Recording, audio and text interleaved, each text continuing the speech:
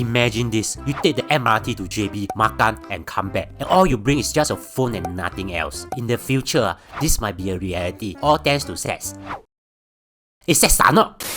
So, on 11 June, PM Lee went to Johor for an official trip. He's there to witness the signing of a memorandum of understanding of the Johor-Singapore Special Economic Zone. Maybe our governments no Zoom and no Adobe I don't know. But this is the big deal. You see, since last year, Singapore and Malaysia has been planning for what is known as the Johor-Singapore Special Economic Zone, which is called SEZ in short. Basically, is to facilitate better movement of goods and people between Singapore and Johor. So you will enhance trade and economic activities.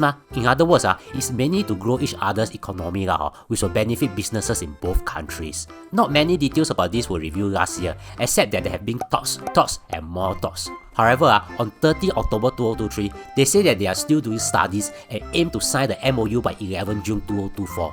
MOU is kind of a Taobao version of a contract, as it's just an agreement on actions. And guess what? They made good their promise.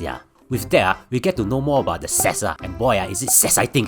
For a start, the MRT 9 to JB from Singapore, which has been postponed as many times as Singapore's goal to reach the World Cup finals, now has a firm operational date, December 2026. And this is confirmed as 2/3 of the infrastructure works in the Singapore side is done, and 65% has been completed on the Malaysia side. Basically, with so much done, heading to JB,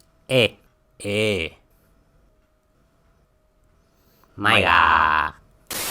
More details are also revealed. The service will run from 6 AM to midnight with interval of 4 minutes. It's expected to carry 10,000 people per hour and is likely to have 40,000 passengers daily. As for the fees, it will be decided by the operator, and of course with higher demand, it will be more expensive. Now, remember that the SEZ is set up to flow people and goods easier between Singapore and Malaysia for economic growth. They have many initiatives, like having a one-stop business or investment center in Johor, having investor forums, etc. But one of them is so interesting, it has become a headline by itself. They are looking at a passport-free QR code clearance system on both sides. Not a lot of details are provided for that yet, but I think the idea will have told a story. Cause in case you didn't know, Singapore aims to have passport-free immigration clearance. Changi Airport is introducing passport-free departure, but maybe the countries you arrive will still need passport, so you're just going to take the plane to Sentosa.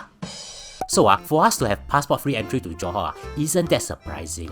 In fact, between 1967 to 1999, Singapore has what was known as the Blue Passport that allowed us to head to purely just West Malaysia due to our close ties. Basically, this just means that we are bringing back the Blue Passport, just at this time it's in the form of a QR code. And that suggests that we literally won't need to bring our wallets. Since from last year, Malaysia's version of our PayNow, is also available for Singaporeans to transfer funds to. In other words, heading to Malaysia with just a phone is going to be a possibility. Don't worry, for the old folks without phone, they will still allow the use of passport one. It's not like they will suddenly force everyone to use another type of payment system for public transport. Oh, meow. You can download our app for the latest info, link in description.